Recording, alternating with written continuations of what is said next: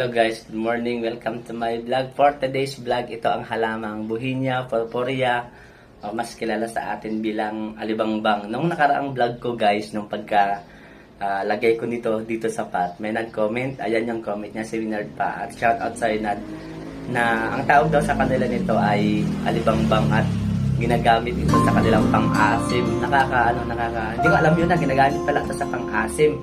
Yung knowledge, information. So, kung lumaki to, kung sakali, may pang-asim na ako. So, back to this bonsai, guys.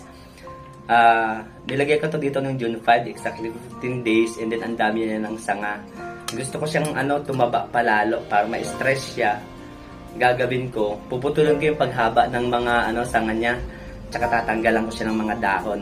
And then, meron ditong mga sanga na patay na, maganda daw